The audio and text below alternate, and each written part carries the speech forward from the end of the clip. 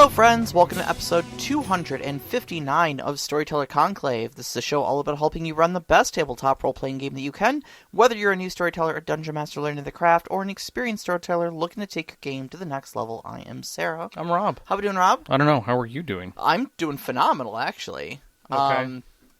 I'm gearing up for my wedding next month. Little less than a month away. It is a little less than a month away. And especially you, but like just basically all of my friends are just really jumping in to like help throw in all the extra little accoutrement that I'm just not good at, and I'm not good at planning these things. Well, we're and I was trying. like, I want a small wedding and like a decade of listening to me minimize my own needs and say, oh, I don't want you guys to make a big deal out of me. I don't want to be the center of attention. You found the one moment where I can't not be the center of attention. Nope. And you said we are going to pile upon all of our affection now, and we're going to make this the best damn wedding whether you want it or not. Well, it's not only that, but like I also did this for like, I don't know, 20 years with like, so it's like second nature to you. Yeah, I've worked in the industry. I've been wrapped around it, and so it's like I've seen all the horror stories. So it's like, did you think about this? Oh wait, did you think about this? Oh, that's right. Oh, did you think about this? Oh God, we got it. It's covered. Right. Yeah. So like, I was hoping that actually tonight, Vicky was going to talk to you about the cake topper you got, so you could talk to Michelle about the size of the cake topper, so that she doesn't have to think about topping your cake. Oh, right. Actually, see, these are the things that roll through my head because of you. Yeah, that's fair. That's fair. He thinks in the live chat, going, "Yay! Who are you marrying?" Oh, shit. I love you, sweetie. It's on. I love you. He's figured it out. Get out! Oh God! It's coming for the call's coming from inside the house.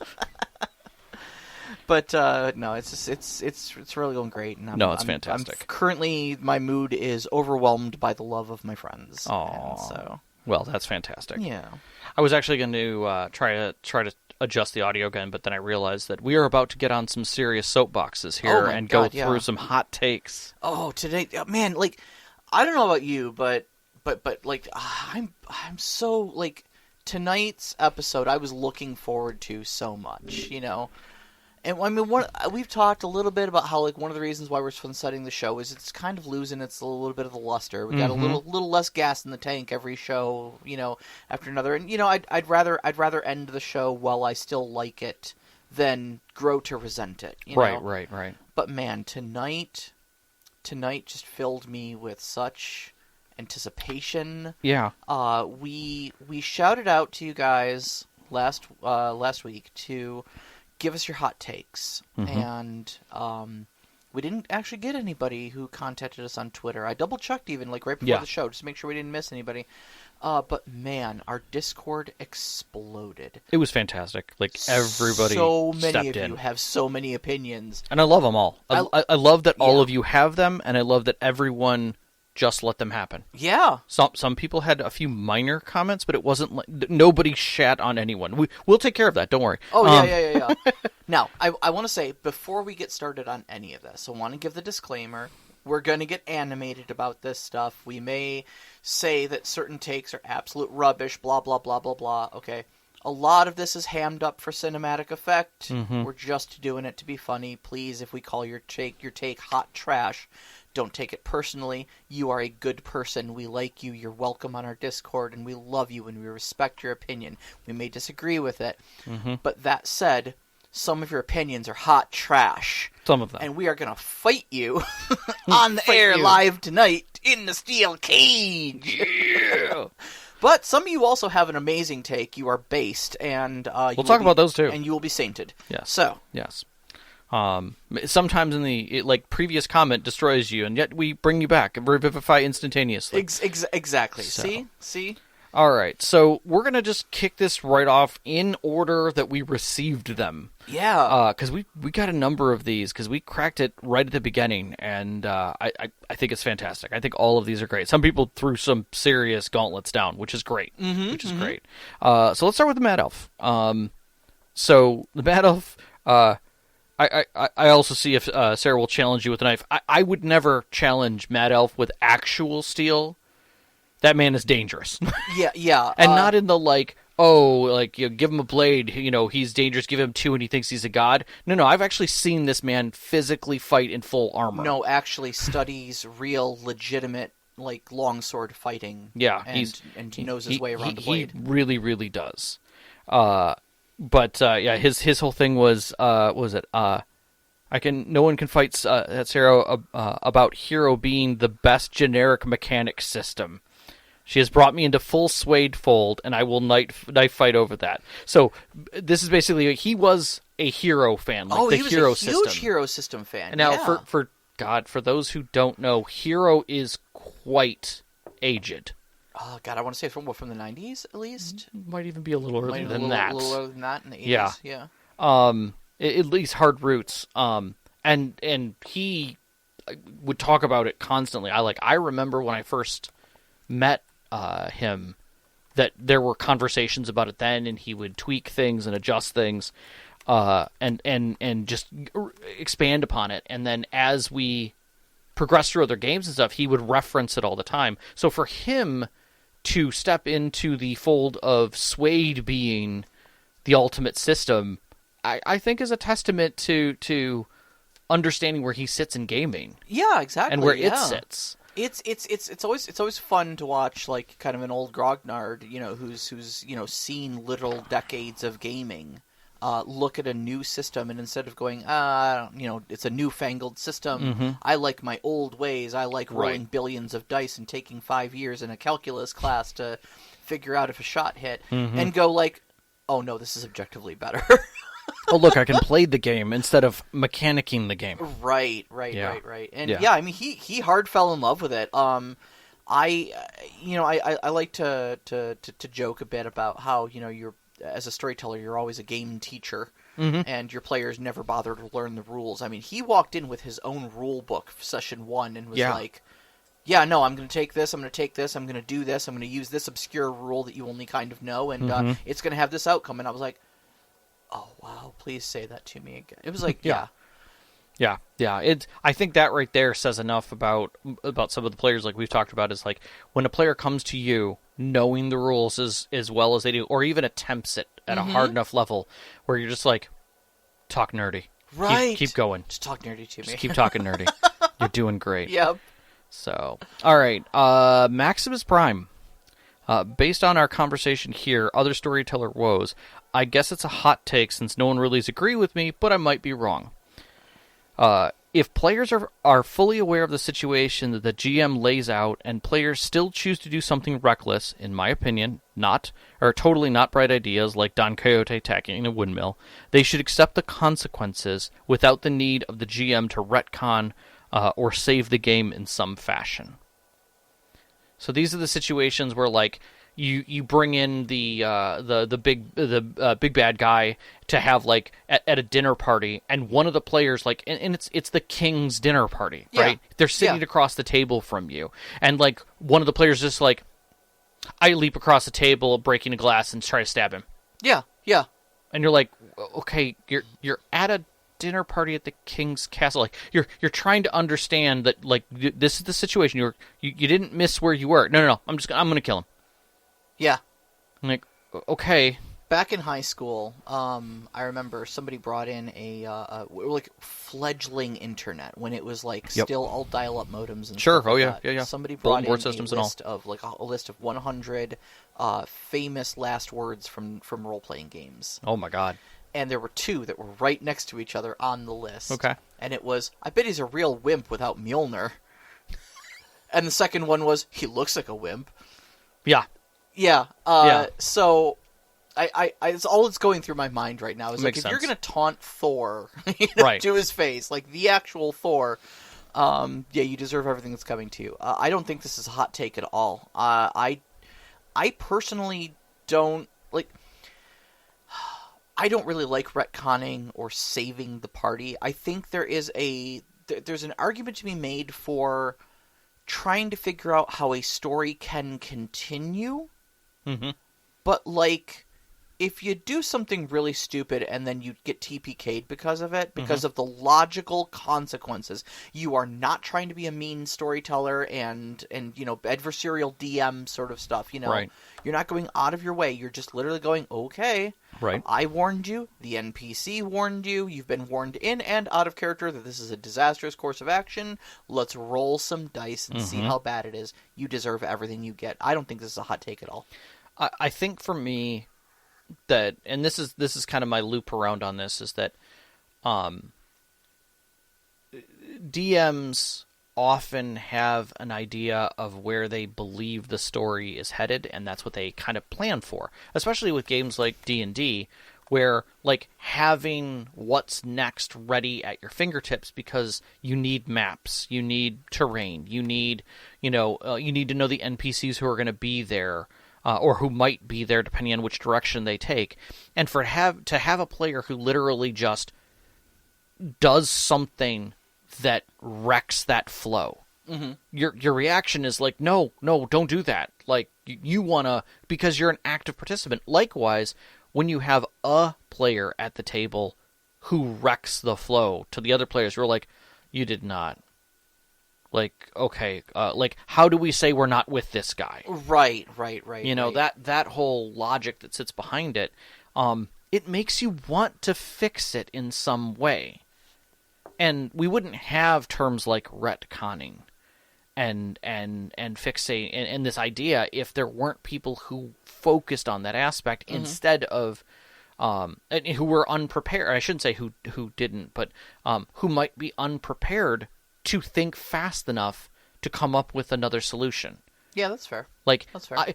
I could now comfortably say, after all these years and dealing with social things like that if someone leapt across the table to try and stab somebody, it's probably not, even if they did make contact with the big bad guy, like, he's got guards. The king has guards, and you just ruined his dinner party.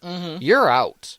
Like, you're thrown out the door. Like, I'll give the other characters a chance in, like, an antechamber to explain to the head of the guards why they're not with that guy anymore, and he's crazy, right? Yeah. But they're going to be like, you need to take his drunk ass home, right? But, and to step away from that situation. But it takes a lot to pause, remember that the story is a group story, and that the players need to handle players and characters need to handle characters. Yeah. And if the guy was just like, my character would, he justifies it like, this guy killed my family. Like, I'm not going to let him go. I'm not going to have dinner with him. This is the only chance I've ever like, been within arm's reach of him. Now and I've told you all that I was literally going to stab him if I was within arm reach of him. Yeah. Like, this is happening. Okay, I get it. Sure, great. But it's still an event that occurred, and you're now going to have to deal with the consequences of, number one, the king being quite upset with you about it, and you having to work around that, and B, that guy knowing he got your goat. Yeah. More than just your goat, and now everybody knows that, like, anything you say against him is just you being a jerk to him. Like, what did he do? He wasn't the one who reached across the table to try to joke you out after giving a nice toast to the king. Yeah. And the king's son, And like, it's that kind of a thing. So yeah, I agree, but I also think that there's a certain sense of concern, and that I think that comes with experience. Yeah. But a lot of storytellers just don't have it, and maybe have gotten bad experience about doing those types of things. So I also think that a lot of storytellers are hesitant to just end their game session early. Yeah. And just be like, okay, you reach across the table to throttle him, and everybody kind of, leaps into action in disbelief, and we're going to end there because I need to figure out what I'm going to do about this. Right. And that's perfectly okay to do. yeah. Now, a side note, Hulavu in the live chat here says we should rate our takes on a heat scale from Bell Pepper to Carolina Reaper. See, I think I dare say the top of that should be Pepper X, by the way. I think we should each have our own hot scale. Yeah. What would be your hot scale? I mean, I'm going all the way to Pepper X, but that's... So you're staying in a flavor hot scale. I might have to find a different scale. Pepper X is like 4 million Scoville or Well, I something mean, like that. it's still a flavor scale of you're putting something in your mouth. Yeah. Whereas, like, I'm thinking like, because it's a spicy hot take. Sure. I don't know. I'm thinking I need a different scale because, like, I don't do that level of spice. Like, I don't top either, out pretty man. high. Jalapenos are way too intense for me. Yeah, I suppose that's true. Those are like 2,000 Scoville. But like sour, we know. But like you know of it. You've Yes, watched more than yes. one episode of Hot Wings or of First We Feast, the hot ones. Hot challenge, yeah. Yeah. I've seen a few of them. Yeah. I've seen a few So of them. so you All know right, that. That's fair. That's you know. fair. All right, that's Yeah. fair. So I would say Mad Elf, I would say, is mild, like almost sweet. Yeah. His original one. This one here, Yeah, he's the honey barbecue of hot sauces. I would say this sits probably at like there's got to be there's a little bit of heat to this one because there's some controversy in the sense of like whether you should or Players shouldn't. deserve what they get, you know. Yeah, maybe like Frank's. Like Yeah. it's noticeable. Yeah, it's like like Cholula to me. I think Cholula is a little spicier in comparison, but Nah. it's definitely flavor, and everybody understands that. You only say that because your stomach tries to kill you. That's true. There was a regular time when I basis. really liked spice. I still love Thai. Like, Yeah. don't get me wrong. All right, Miki. Miki, all right. Theater of the Mind's Theater Eye. of the Mind, playing without a map whatsoever, turns the GM into a puppeteer of everyone involved in the fight. Great advantage for their storytelling, but frustrating for the players, as the GM can make up distances, cover options, number of close enemies, etc. on the fly. And Sunshine actually comes in to back Miki up. This hot take is fire, and I absolutely agree. My ADHD absolutely precludes Theater of the Mind gaming, and I'm not alone. The first time I played a table with maps and tokens was like, oh my god, it's actually a group activity now, and not just me participating in a story that's mostly by the DM.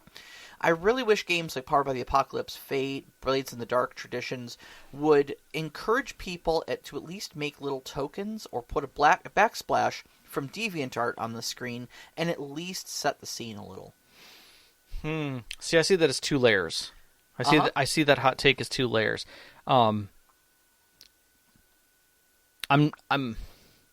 Miki's hot take, I think, sits a little fiery here. Okay. I think we've started to move into the Taco Bell sauces.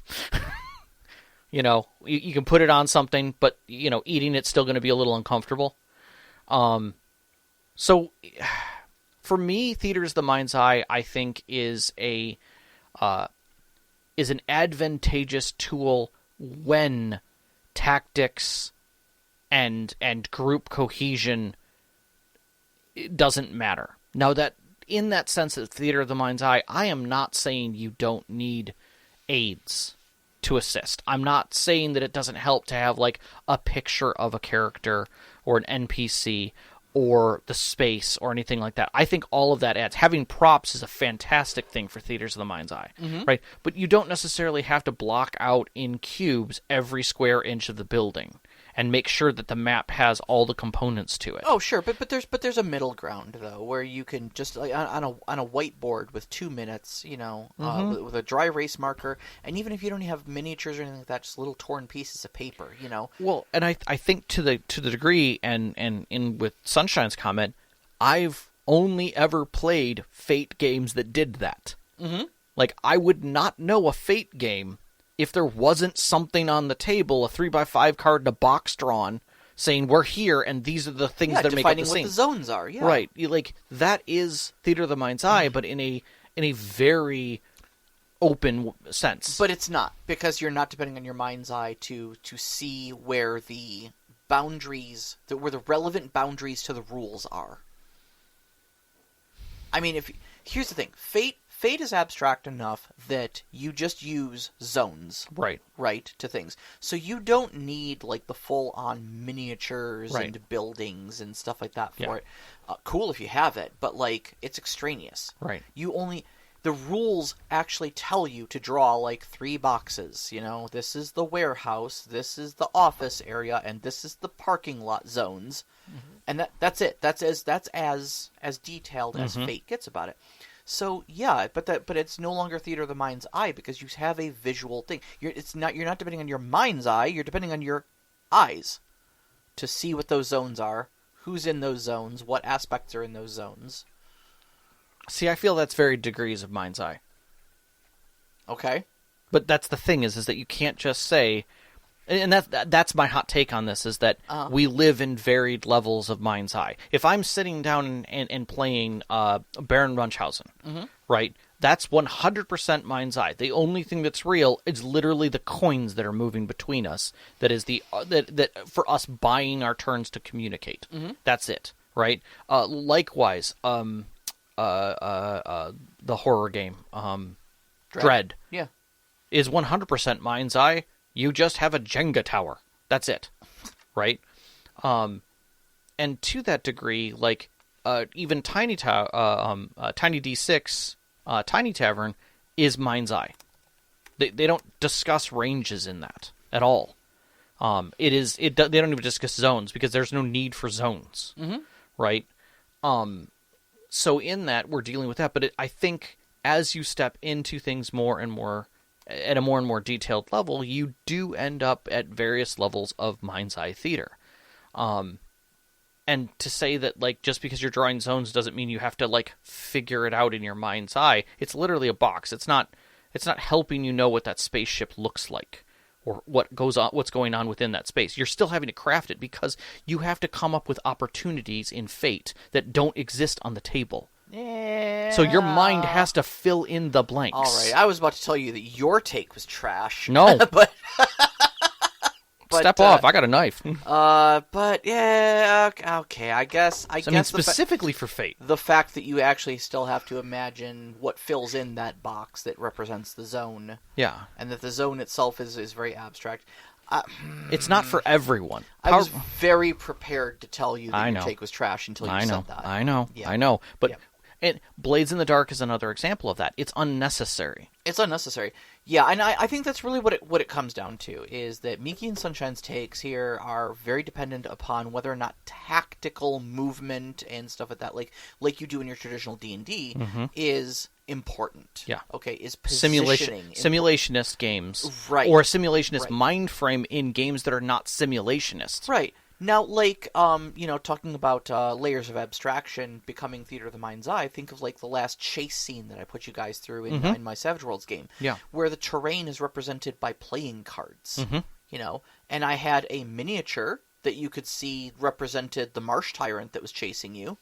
Which was cool. Which was cool, and you had your miniatures on those playing cards, but, like, it wasn't important what the marsh looked like and stuff like that, And then when we hit a clubs, which represented rough terrain, we made up on the fly what that rough terrain was, because it wasn't narratively important until then, So I think, I agree with this hot take, and I think it is a bit spicy. I think it is very spicy. I think this one's at least jalapeno spicy. Okay. I don't know if I would go habanero spicy with it, but, like, I think it's at least jalapeno spicy in that I think, the implication that, like, GMs may be a little unscrupulous with it, of, like... I think some are. I know in my mind, because I wrote the scene, what it all looks like, and now I'm going to try to relate to you, and you have to operate off the incomplete information that I'm relating to you, and compile that, and then act on it. I don't think that's a fault of the mind's eye. I don't think it's a fault of the mind's eye. I mean, because you could have that same exact argument on a physical board in D&D, where the DM is just like, okay, well, here's the Great Hall, and some of it's miniature, and some of it's drawn on, and you're like, okay, well, I'm going to go from here to here. Oh, can't you see there's a box there? You got to move around the box. Right. Well, I didn't have a box. Well, I didn't know it was there. Yeah. That argument right there. Yeah. Like... Yeah. And again, that's a tactical simulationist game where that kind of stuff, sight lines matter. But then I also want to I want to give a shout out to Sunshine here, because the idea of visual aids as an accessibility tool. Yes. This is 100%. something you and I have asked you for exactly that, because I don't process audio information very well. Yep. You give me a description of a room, I will forget what you said at the beginning of the paragraph by the end of the paragraph. Yep. And so if you can just show me a picture, or if you can at least sketch it on a piece of paper where the relevant details are, I can fill in the rest. Yeah. But, man, like, even especially with NPCs, that's why we've got the NPC cards and stuff like that. Give me a face. Yep. If I can see a face, I'll remember the character. Yep. Yep. No, I agree. I think when accessibility comes into play, you have to accept that. But I'm going to give this take collectively a jalapeno spiciness, because I think there are a lot of, especially like purists, I suppose, elitists in the hobby that they don't want to make those accessibility arrangements. They don't want to be flexible with their gameplay. They want to be like, well, my way is the best way. Mm-hmm. And I think there are people who are adherents to Theater of the Mind's Eye where they're like, I don't need miniatures. Yeah. They're a crutch. Yeah. Yeah. Or they have to be exactly what they are. Well, those people, I say, may thy knife chip and shatter. Ooh, may thy knife chip and shatter. All right. Next one? We have a hot take from the live chat. Oh, we do. Knox in the Box says Cholula is water. You get that trash out of here. So we got Violent Menace. I'm not justifying. Sean introduced me to Cholula when I first met him. I had never actually had it before, and we were dipping our Little Caesars hot and readies into it. Just to this day, it's just a comfort food for us. Steve is the same way. Like he goes to places like, do you have hot sauce? Like, oh yeah, what do you have? Frank's. Never mind. Never mind. That's not. I said hot sauce. Yeah, like Cholula. No. El Yucateco habanero sauce. Perfect. Exactly. Is that that scene from? Is that the scene for X-Men? Yeah. So, all right. Violent Menace has a few hot takes that all came like shotgun blast. All right, Violent Menace coming in here and just throwing down the gauntlet. I feel strong about this. Let's go. All right. So Cthulhu Dark is more faithful to Lovecraftian than Call of Cthulhu because it's designed mostly for one-shots. And all the Lovecraft stories were all written as self-contained stories, which is part of why Call of Cthulhu often devolves into pulp adventure. I can't discount that statement is true. Okay, I can't accurately rate this for actual spiciness because I don't play Call of Cthulhu, so I don't have a gut reaction to someone called out Call of Cthulhu, right? Well, first off, let's Cthulhu Dark is very, very light. It's like a 4-page set. It's 4 pages and there's some covers in there, but it's literally available online. Yeah. If you're a COC fan, go look it up. It'll take you like 2 minutes to go through. But Call of Cthulhu as on the whole, I'll say this, is from the times that I have played it, most of the time, at least from the con side of it, it is one-shotty, very quick, dangerous, but I still find that most DMs DM it in a heroic sense, which I don't think it deserves to be in any way. It should be horror. Guys, read at least one Lovecraft story before running Call of Cthulhu. I mean, it's spooky and it's creepy, but it's definitely hero. Yeah. No, absolutely. So I can see where it devolves into pulp as an adventure, and I agree. I dare say that statement is accurate for most things developed within the same design that Call of Cthulhu leans into. We always talk about games teaching you how to play them. Sure. Most games that move into adventure sit along the lines of pulp or heroism. Mm-hmm. Your characters last. They're meant to be heroes. Yeah, exactly. So, yeah, it's teaching you to do that. Mm-hmm. I mean, what's the difference between Call of Cthulhu, then, and Adventure? Tales of the Aeon Society. In a structural story sense. And the answer is, one is creepy, and the other one is, swashbuckly almost. Yeah. That's it. That's the difference between them. But they're adventure stories. I think there's also a lot to be said about a system written for one-shots that is propping up a horror story system, right? And if it's designed for one-shots, you feel a lot less attached to your character. Yeah. And you're far less worried about the long-term longevity of that character, right? If you're playing Call of Cthulhu, you want your character to survive. You want your character to move on to the next story and get that experience and stuff like that. If you're playing a one-shot, man, like, your character's gone at the end of the story anyways, whether they live or die. So, like, if they get eaten by the monster that's oozing beneath the floorboards of the old attic, then okay, that sounds like a great way to go out in a Lovecraft story. Yeah. Huluvu says, Call of Cthulhu is D&D in Halloween setting. First off, I'm going to say 2 things to that. Number 1, you're not wrong. Number 2, that is just another reference that we all come back to D&D as the default. Yeah. And that's sad. Yeah. That is sad, but what you're saying is Call of Cthulhu is simulationist with a Halloween setting.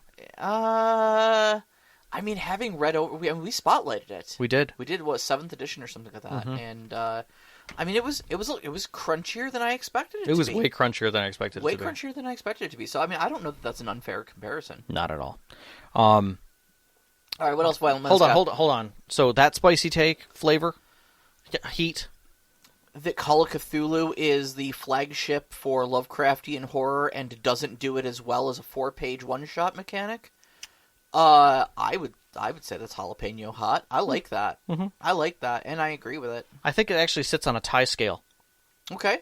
Because like people are like, you have an expectation of what you think it is, and then they hand you grandma's cooking. Because you're like, do you want it spicy or do you want it white people spicy? Exactly. Yeah. Exactly. That right there. And then they just look at you like, oh, you're one of those. Right. You play D&D. Got it. Make him suffer. So that's where I set that one at. Okay. All right. Cortex Prime. Hold on.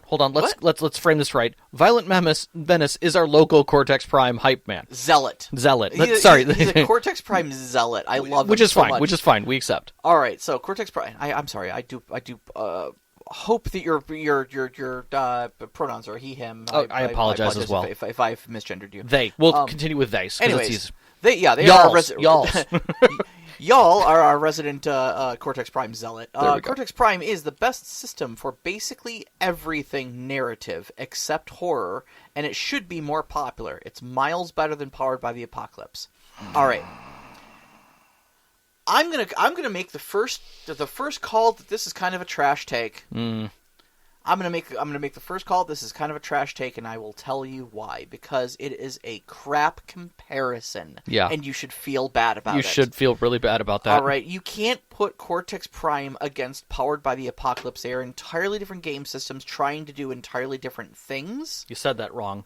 One is a game system. Sorry, one is the IKEA set of build your own game system. Correct. Whereas, again, I agree with you that it is very powerful. It can do it's very flexible because it is very modular. You can build your own game system in exactly the way that you want to. Yes. But I think there's two really big flaws in here. First off, Powered by the Apocalypse, like I said, is entirely different game system trying to accomplish something entirely different than Cortex Prime does narratively. Yes. Okay. It tries to be an extraordinarily rules-light system that focuses on fiction first. Cortex, for what it does, is still a heavier dice mechanic. I think if you'd have pitted this against Fate, if you'd have pitted this against Savage Worlds, because I think Cortex is basically just Fate and Savage Worlds had a baby. Mm-hmm. Right? That sounds about right. Okay, if you'd have pitted it against either of its respective parent systems, I'd feel a lot better about this hot take. I could see Cortex versus Fate. Cortex versus Fate, absolutely. I think that would be a valid fight. Yeah. But picking on Powered by the Apocalypse is like putting Mike Tyson up against a 4-year-old and saying, like, the 4-year-old's a crap boxer. I mean, yeah, maybe, but it's not trying to... But also creatively, he's pretty amazing. Yeah.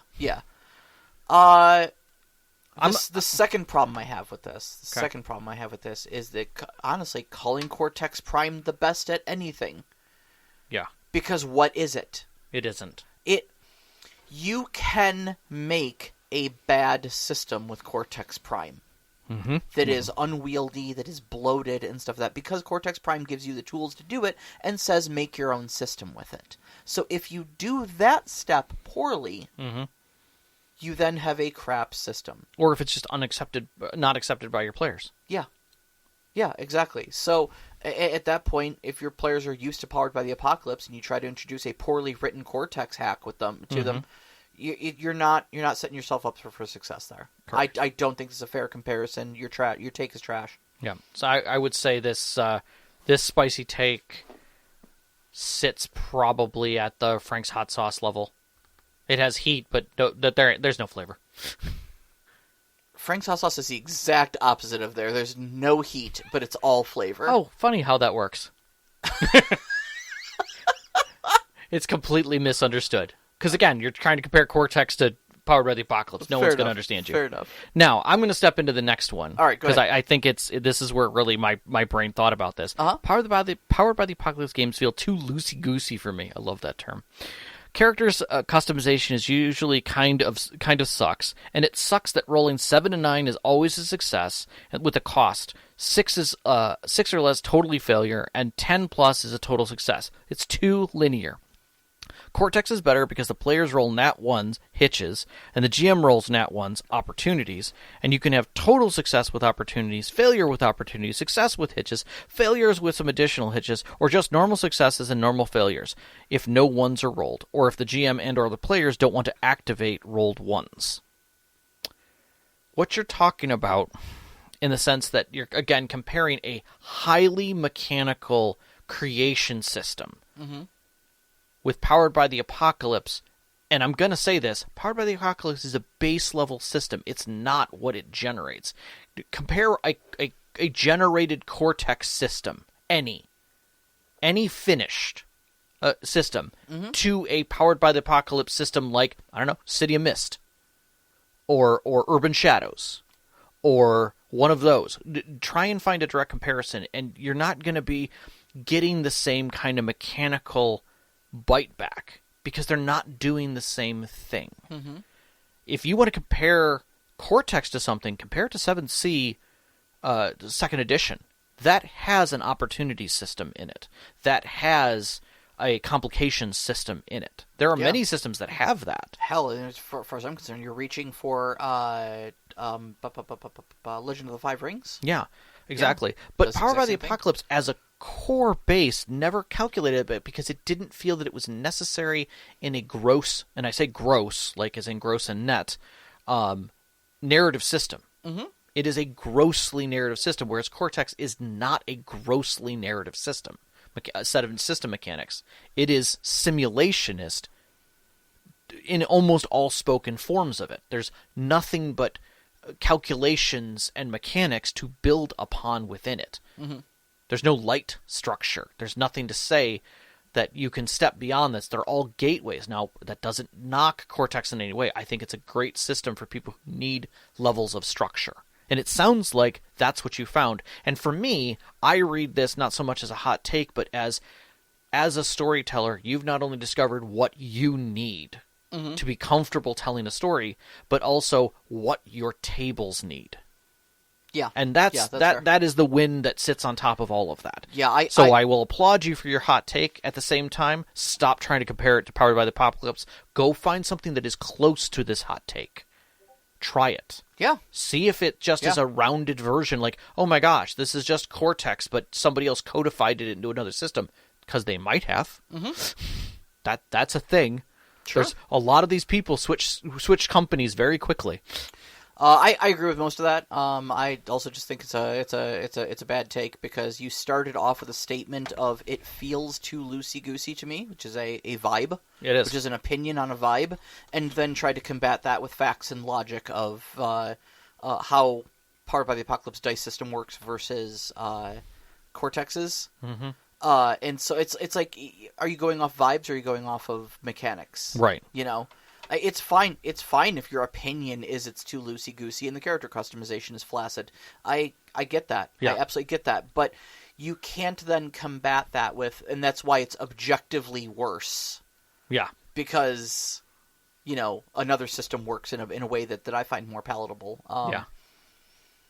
That's fair. Just don't play Power by the Apocalypse. Or find something that's a finalized product. Yeah. That's my thought. Yeah. Look at some of the finalized products. You might be surprised what people alter, much like they do in Cortex, when they get to the final. So. But yeah, no, I mean, on a heat scale, I don't know if this is such a hot take. I mean, look, you're firing a shot across the bow of Power by the Apocalypse. Okay, it's a very popular system, or set of systems, I guess. So it's a zinger? It's a zinger. I'll call it jalapeno hot. I'm going to put this at Fireball, like a candy. Like a Fireball candy? Hot cinnamon candy? Yeah, it's Okay. quick, it's over. Makes your tongue feel all tingly, and then Everybody knows about it. and then it gets out of your way. Yeah, it's a natural thing. Okay, fair enough. Then this next one's too fast. Fasco 1, first edition was perfect. I agree. Second edition was a cash grab. 100% agree. That's a hot take, but I 100% agree with that. I have no frame of reference. I defer to your judgment. All right, fair enough. We're going to...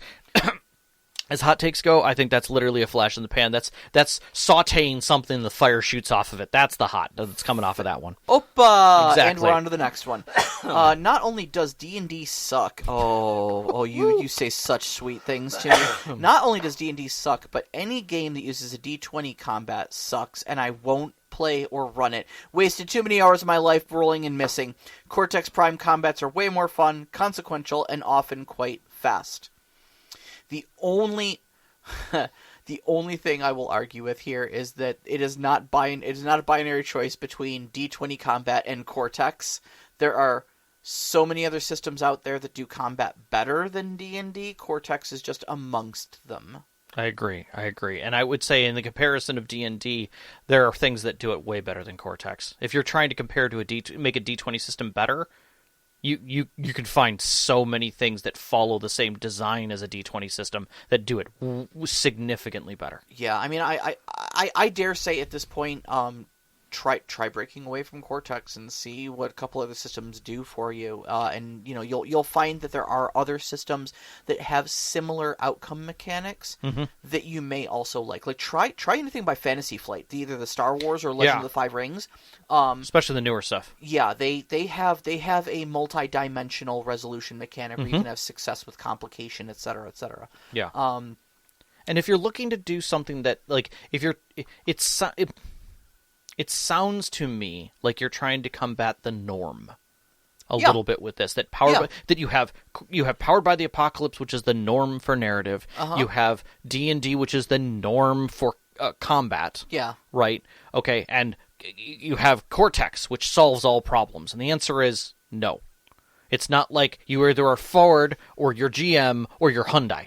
Right? That's not how that works. They all do very different things here. Yeah, I agree.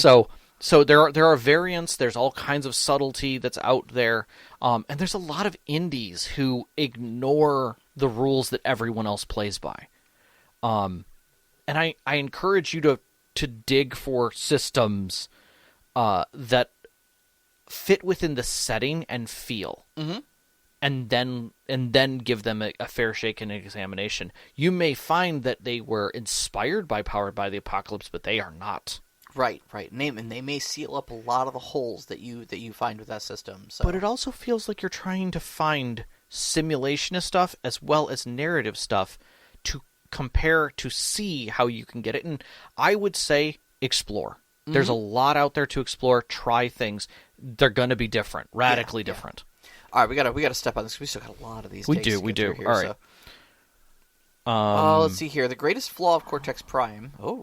Oh, there are flaws. Greatest flaw of Cortex Prime is how front-loaded it is. Making your own character sheet and system from a toolbox is a lot to ask of most people. On Discord, people share theirs, but still. I 100% agree. That's why I don't play Cortex. Yeah, exactly. I don't have the time to build a system. Literally, the only thing that stopped me from pulling out that book is that I don't have the, multiple hours to piece it together. And in all honesty, I won't even go to Cortex if I can find something that's already slimmed down, like Suede. Agreed. To meet the qualification that I need. If I need a combat system, I'm going to lean to Suede. If I need a narrative system, I'm going to lean to Powered by the Apocalypse or a number of other narratives that I'm aware of. Sure. I'm not going to look to Cortex until I don't have what I need.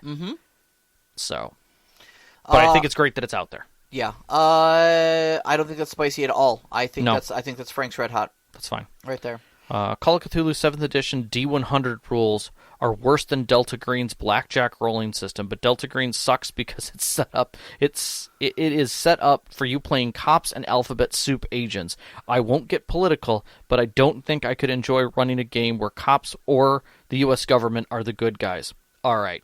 I had this take. I will get political. This is my podcast. Yeah. We're going to break this into two. Police are not your friends, and this is a based take. Absolutely. So I'm going to take this in two takes. Number one, your opening statement, 7th edition D100 rules are worse than Delta Green's blackjack rolling system. Don't know them well enough, but the fact that you said D100, I'm done. Right there. You're right. Yep. So that's fine. But But the second part of that, and I'm gonna say this because I've done enough research on Delta Green and the Alphabet Soup games, because there are a number of them out there. Mm-hmm. Nearly all of them run the exact same flavor truth that sits behind them, which is, if you're reading this and thinking you're supposed to be patriotic and the players are supposed to be believing that they're the good guys, you're doing it wrong. Have you played? Have you even watched the intro to the most recent Helldivers 2 game? Yeah.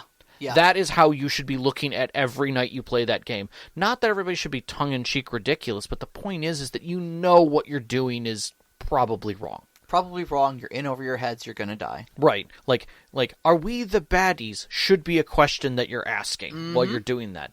And that's how those games are built and designed. They're not a patriotic resell. They look like that for a reason. Yeah.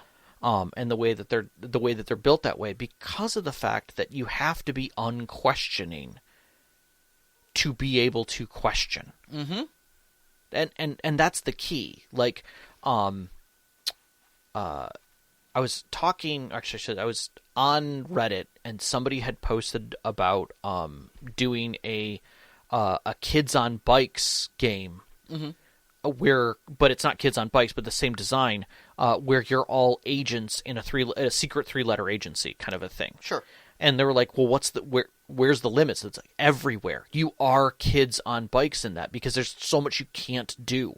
Mm-hmm. You're conformed by budget. You're conformed by your boss. You're conformed by, local cops and jurisdictions and all kinds of. So, like, literally, you're kids on bikes trying to get this done. Yeah, I've got a .45 Magnum, but I can't draw it. If I do, I'm literally going to be sent to prison or a Black Ops site because I shot a civilian and now they have to clean it up. Mm-hmm. Right? Like, I'm in trouble. So it's hilariously framed that way, and somebody was just like, oh my god, I've been looking at all of these Delta Green and Call of Cthulhu-esque games wrong. And he's like, yeah, there's limitations wrapped around everything. Your players should be thinking they're building their characters in paranoia.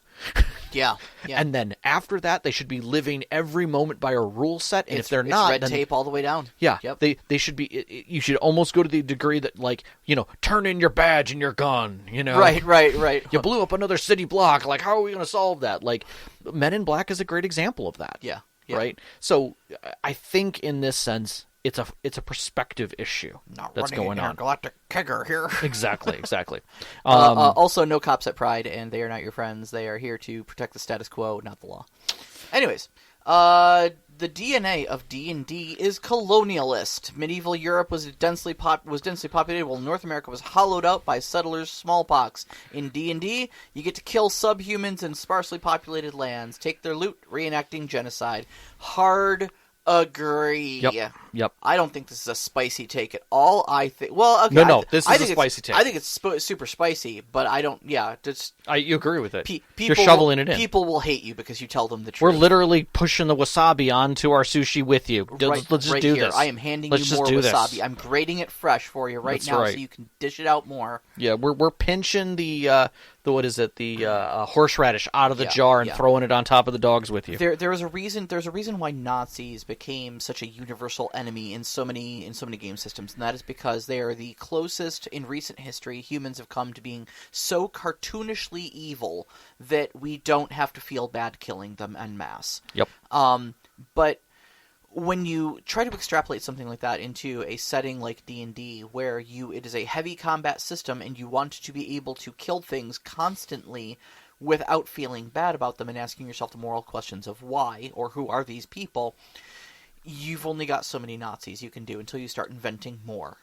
And we start reaching for cultural stereotypes in that, and that's why a lot of this sort of like racial sensitivity popped up in the early 2020s about D&D and why they had to kind of change their face a little bit. Mm-hmm. Yep. No, agreed. There's a much larger discussion. I actually sent you the video that where Yahtzee went to Second Wind.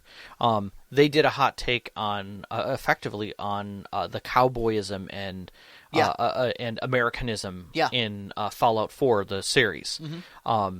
And there's such a beautiful framing of how capitalism altered everything in the U.S. between the 1930s and the 1970s. Yeah. And framed us in the suburban lifestyle. Yeah, absolutely. And I think it mirrors much of this. Yeah, agreed. And there's a lot to be said there. There's a lot to unpack. I highly recommend. I'll actually throw the link in the Discord. So I call that 5-alarm fire hot, and Yeah. I am handing you another Molotov cocktail so you can make it 6. Enjoy. Okay, Savage Worlds is Savage Worlds even generic if it can't run a campaign centered around courtroom drama or, I don't know, talking fish in the Great Barrier Reef or something based on Breaking Bad? Cortex Prime can. Bitch, I will cut you! Oh, you come for my boy. How dare you? How dare you, sir? I apologize to all the people who are listening to this and just got their ears blasted. Oh my god. No, absolutely not, sir. No, it can run all of those things. Savage Worlds is a phenomenally flexible system. One of the very first things it tells you how to do is create your own, species. And then it shows you how to create your own skills and stuff like that. It gives you a suggested list of skills, but you can use or discard any of them. It gives you guidelines on changing the number of skills and therefore redistributing the number of skill points given to you by the core rules of things. It is not as build your own raw IKEA set of, doesn't hand you an Allen wrench and a bunch of planks and say congratulations on your brand new role-playing system the way that Cortex does, but it is extremely familiar. It's extremely modular and flexible in ways that you can do all of these things if you wanted to. Yeah, I think on surface it feels like Savage World isn't, but there is, because of the fact that it is lighter rules, and those rules are exceptionally flexible and universal throughout the system. You're using the same rule to everything. Like Tiny D6 is the same way. It's, what do I do for this roll? Did you roll 2d6? Yeah. But I know what I'm doing. Have you tried another rolling... one? That sounds rough, buddy. Try rolling 2d6 about it. Yeah. And but that's the truth, is that when you break those systems down to the simplest terms, it gets really easy to be flexible. Yeah. Versus having to find a rule set that will be functionally necessary. Exactly. Are there things that work better in that sense? Sure. Does Cortex have all of them? I could fight you on that one. Mm-hmm. So. All right. Hot take from the chat. Oh, you want to go and do that one? Yeah. I don't want to get lost. Fair enough. We've got a show sheet in front Fair of enough. us, Fair enough. But chat moves. So. Fair enough. Hot take. This is from Heatsink, my fiance. Do I get to answer this one because you're biased? No, I'll fight him. Okay. I'll fist fight him. He knows I'll fist fight him on this one. I will. The very first word, hot take, GURPS. Oh, right there already. We're gonna do this again, huh? Yep. All right. GURPS is the ultimate RPG system, leaving classics like D&D and even streamlined systems like Savage Worlds in the dust. First off, I have to say that he said Savage Worlds is a streamlined system. Says Chef Kiss. Chef Kiss. Let's break it down. Unlike D&D, which confines you to a fantasy corset. Ooh. Poetic. GURPS is the high-fashion equivalent of the RPG world. You can strut your stuff in any era, any universe, any genre. Your character isn't just a list of spells and attacks. In GURPS, you can fine-tune traits down to the most charmingly obscure phobias or surprising skills, offering a level of customization that makes D&D's classes look like off-the-rack suits. Wow. And compared to Savage Worlds? Sure, Savage Worlds is fast and furious, but it's like sprinting through the storytelling. GURPS is more like marathon with strategy, depth, and nuance. You want to calculate the impact velocity of a thrown gnome or the economic fluctuations of a trade embargo in the space opera? GURPS doesn't just make it possible, it makes it work. Every detail is yours to command, making other systems look like they're playing with training wheels. So, the wedding's off. No, it's not. It's not. I love him. It is not. I love him so much. Because he has opinions. He does have opinions. They're wrong, but he has them. God bless him, he has opinions. Alright, look. If we're going to rehash this one, I love you. You're entitled to love the same games that you do. And look, your fun is not wrong. But this is my show, damn it. And your trash is so flaming hot garbage that I don't want to have 17 rule books and a calculus degree to figure this stuff out. I do want to sprint through the storytelling because the minutia of of the percentages of fluctuations of the stock market that you're causing with your little trade embargo does not matter to me. Mm-mm. What is the story outcome to it? Does it accomplish its goal? In what way do the bad guys react to the good guys doing this to them, or vice versa? Let's move the story forward. And I feel like GURPS gets bogged down in so much of the minutia of let's figure out the exact, airspeed velocity of an unladen swallow, and doesn't worry about who threw the swallow and where is it headed. Mm-hmm. Let's move on. Yeah. It does not matter. What is the outcome? Yeah. I think that GURPS sits too far into simulationists. 100%. And that once you get to that level of simulationist, sure, let's go back and play D&D 2nd Edition with every single extra book. And I do mean all of them. Every single extra Because at that point, D&D does everything you need it to do. You want political intrigue? It's in there. Do you need castles and keeps? It's in there. Do you need followers? It's in there. Do you need literally a book of nothing but spells? It's in there. Do you need 17 new classes for your ranger? You got it. Yeah. Oh, you want 19 new flavors of elf? It's in there. Mm-hmm. But, any game system can get into that level of minutia because it creates additional lore dump. Here are 2 counter hot takes for you, Heatsink. First off, GURPS suffers from the exact same problem Cortex does. It's a build-your-own system because there's too many damn rules and you have to spend days figuring out which ones you're going to omit to get the streamed down set of rules that are going to actually be playable at your table. Yep. What was my other hot take here? Substituting rules for character customization is honestly just TTRPG masturbation. I'm sorry, but if you think that spending 4 days picking out little minutiae of my character has a +1 to using toothpicks to get stuff out from between their incisor teeth is character customization, then I don't know who that's for. I'm here to tell stories. It's a totally different level of power gaming than power fantasy. Exactly. It's a totally different level of power fantasy. I'm here to tell stories, and a minute little stat on my sheet that will come up precisely once in a 20-game campaign does not help me. Yeah.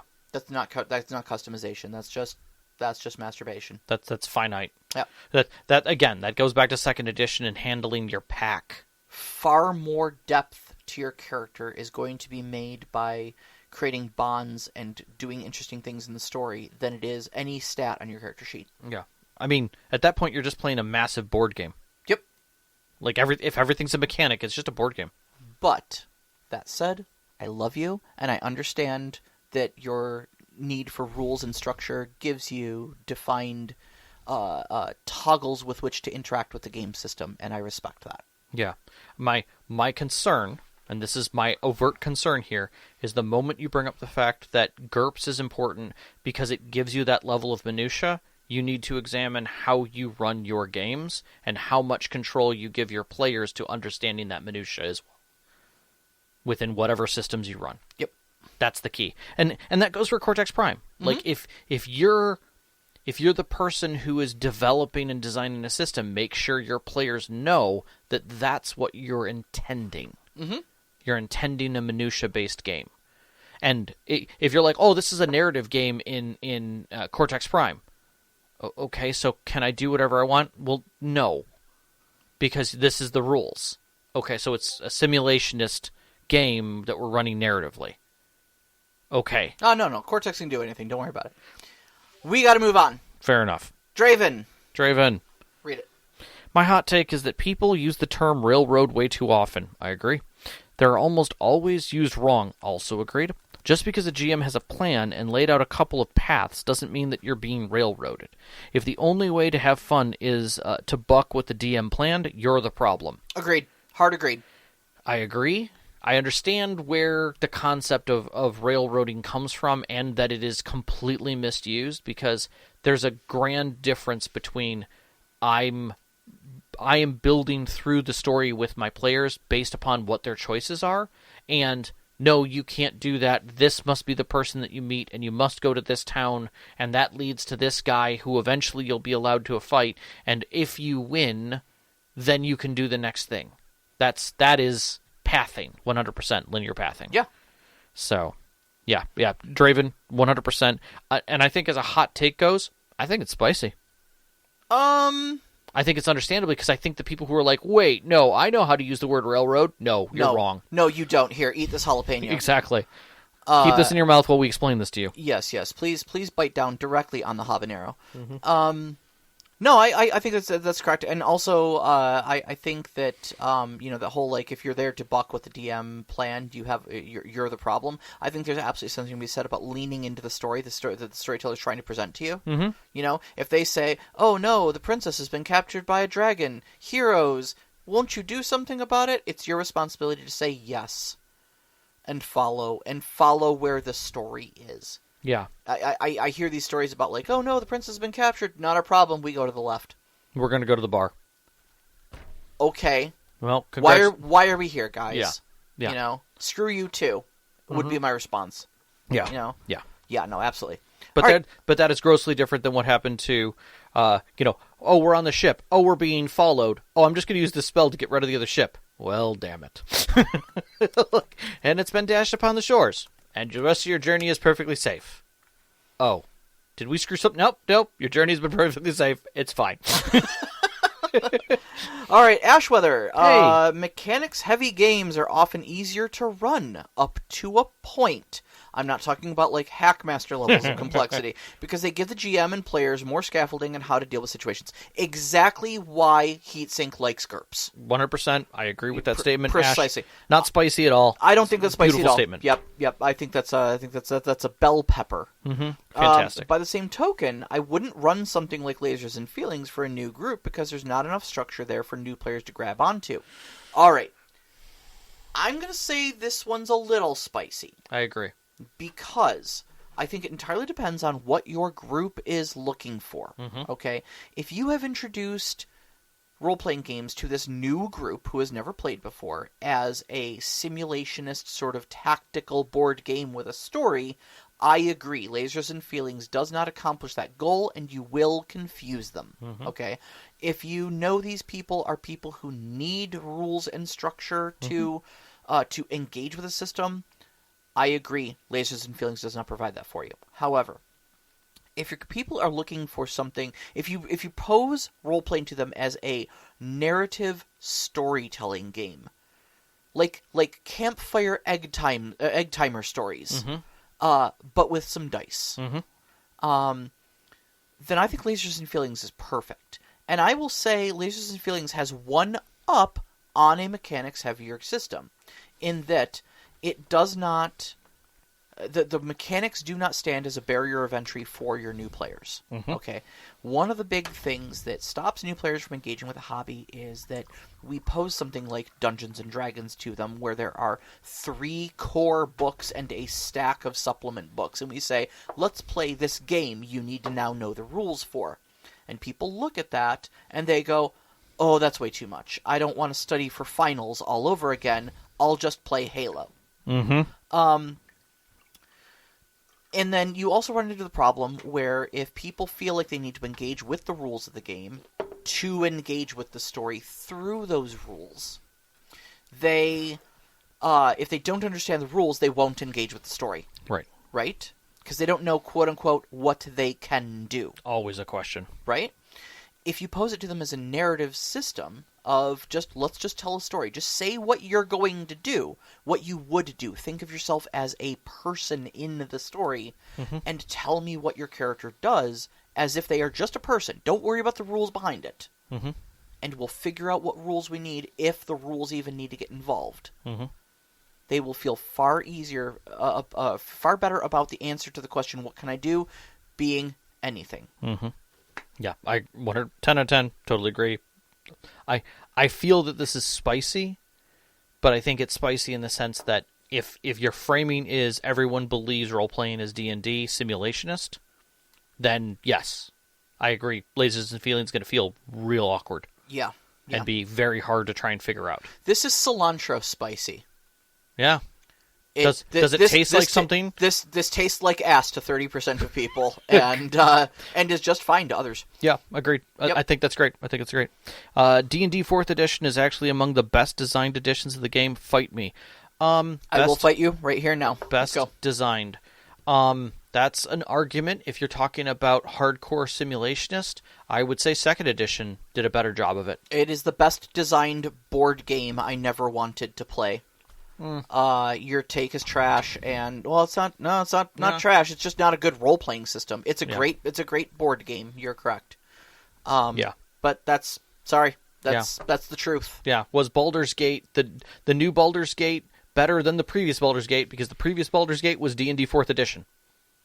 Previous Baldur's Gate was 2nd edition. It was a long time ago, buddy. I don't think it was that long ago. Baldur's Gate 2, Icewind Dale. Baldur's Gate 2, Icewind Dale would have been 2nd edition. No. Buddy. No. Second. Okay, we'll look it up while I read Owenography's take here. Go for it. Owenography says, Cortex Prime's licensing rules before Direwolf took over and retracted them were perfectly fine. If you're making something for free for the community, you can, but reference the rules, don't write them out. If you want to make money, you can contact the owners of the game for a license. And OGL wouldn't work for Cortex because it's a system builder. That means no one would need the core rules. They just get the third-party book and be done with it. I don't know enough about this one. You said you looked some stuff up. I don't get into the nitty gritty of what the licensing thing was, but so effectively there was some in the purchasing and swapping. By the way, I've got my answer, and you're wrong.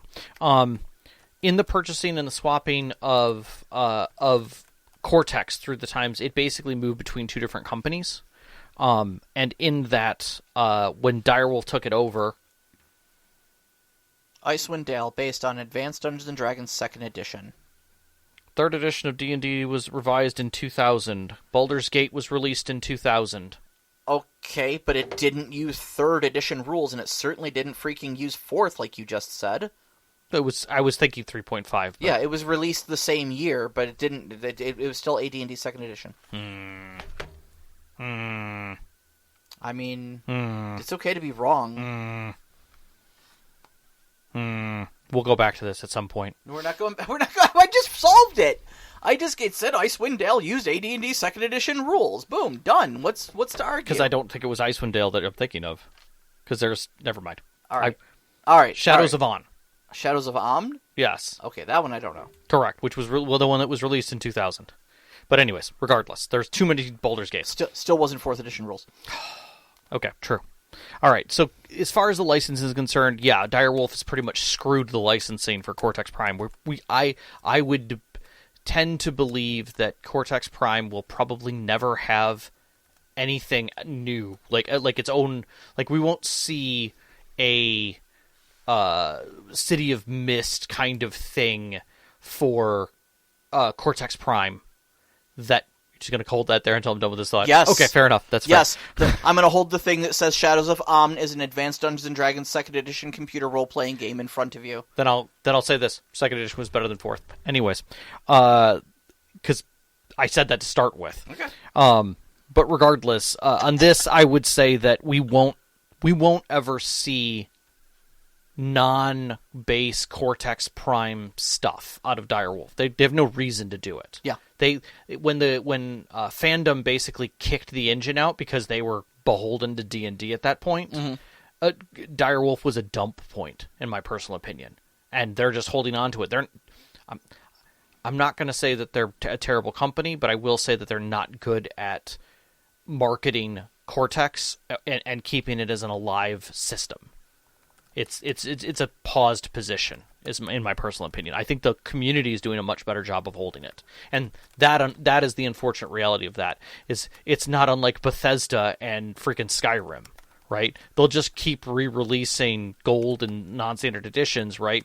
But they're depending on the community to hold that up, which they're doing with Fallout as well, because Fallout 3 is getting re-released with a bunch of mods, but like nothing they built. Right. right? So like they're depending on their community to do everything. I think we're never gonna see that with Cortex, sadly. Yeah. So I can agree that it's not so much a spicy take. It's just like it's sad. It's sad. It's so sad. Yeah. It's so sad. Yeah. It's a hot cup of tea in the rain. So now we're gonna get to the spicy take that I'm going to slam down my fist on. Social mechanics in TTRPGs are in general are poor. We're around a table. We can't swing swords or climb walls. You can have a conversation.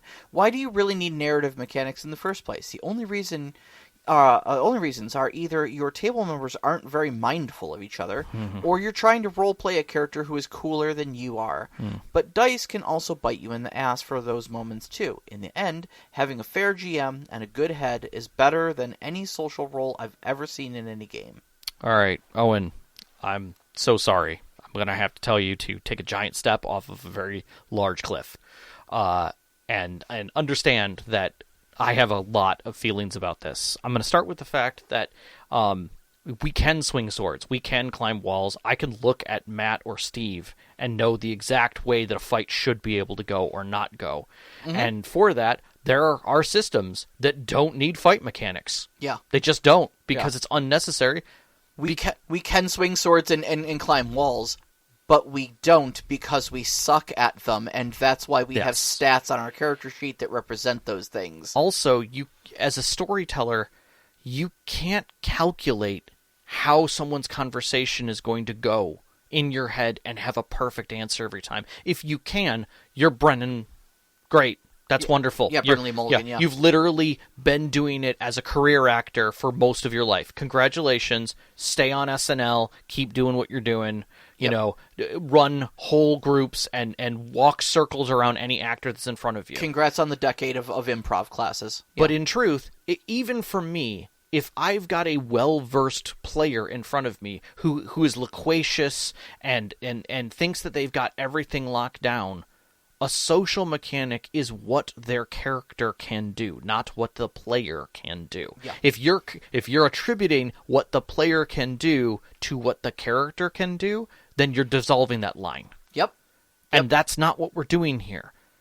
That's not what's going on. We are embodying the role of a character and its limitations. If I tell you that your character can't swing a sword because he lost his arm, mechanically, you can't justify because you tie your arm behind your back and show me that you can do it. It's irrelevant. Yeah. There's mechanics that tell you can't, just as much as I can tell you that no matter how much you swarthily told me those things, I rolled a die and it said you failed at your social check. So maybe in that moment I suddenly think of, okay, something in what you said basically made him start to cry. Mm-hmm. Somehow you triggered a repressed feeling about his mother, and now he's leaning on you. You're not getting through that gate. He's keeping you here for the next half hour. Yeah. To dump his life story on you. You're stuck. Right.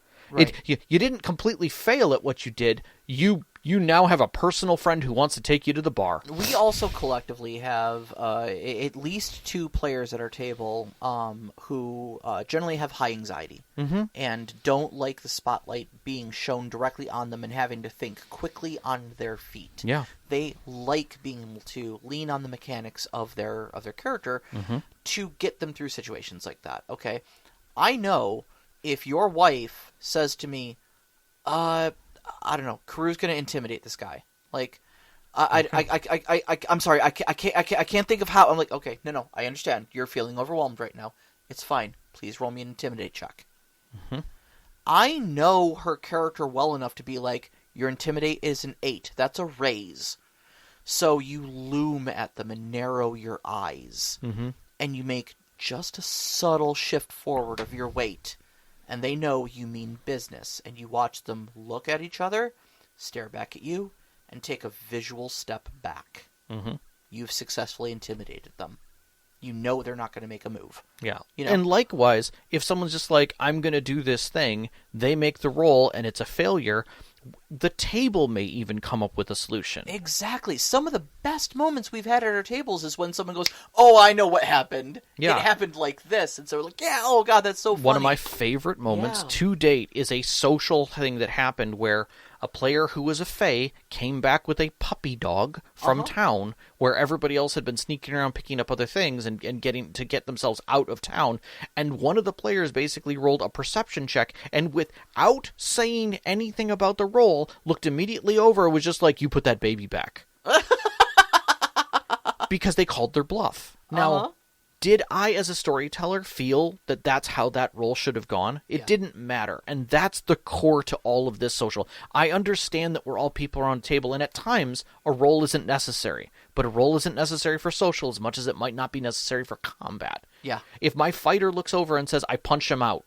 He's the fighter. Of course he punches him out. He's literally a farmer. You just knocked him on his ass. Yeah. Like, that happened. Yeah. Don't but roll at the for same initiative. time, Don't roll to hit. Don't roll damage. if I've got a player sitting at my table who is blind, the player is blind, and they are trying to explain to me how they could perceive something and just want to roll the dice because they're not sure, I am going to accept that accessibility tool Yeah. and let them enjoy the effing game. Exactly. So do not discount mechanics as possible as they are a possible entry point for anyone to enjoy a role or a position through accessibility. Exactly. And that's my hard fight on this one. The long and short of this is, we're all playing characters that are cooler than we are. In most cases. Every single one of us is playing a character that's cooler than we are. Yeah. So All right. Hulavu. It's your turn, buddy. I see you there in the live chat. this is happening. All right, hot take. Maybe you should consider just homebrewing a system to match the game you want to play. Hear me out. I'm not saying you should start from absolute scratch, but there are many SRDs and engines like 24XX and Cortex which give you a good framework to start from. When you play a system, say 7C, you trade control over the story. Stop. Down, boy. You trade control over the story for ease of the game. By necessity, choosing a system will limit the story you're telling to be aligned with the mechanics of the system. When I say to my players that we are playing Windrift, I maintain all control. If there's an issue in the rules, I just change it and say, I wrote that rule poorly. I get a lot more control in the long run because of the investment at the beginning. That being said, sometimes 7th C is the best system for your game. Then you should play 7th C. Just don't force your story into a differently shaped box that is a predefined system. I kind of hard agree with this, and I don't think this is a spicy take at all. I think our very first show, episode number 1, was about picking the right system for your story. I tend to agree with that statement. I think the most important part of this whole turn isn't so much the home brewing, isn't so much the thing, but the fact that when you make a change, you open the communication lines to your player to say, I made this poorly, I am making the adjustments, we can keep moving. No different than a DM sitting at a table saying, hey, I want to grapple with this person, being like, I don't have time to go look up the grapple rules. Let's go with this. Yeah. And allow the system to help you craft something fast on the fly to be able to solve the issue. Zombie Mouse says in the live chat, more nuanced the hot take, the less spicy it becomes. And I agree. I think that's fair. I agree. I think a spicy hot take is D&D is a trash system. Come fight me. Yeah. You know, but like when you're like, okay, but if it doesn't suck for your, yeah. But I would say in regards to this one, Hulavu, I agree. I don't think it's that spicy.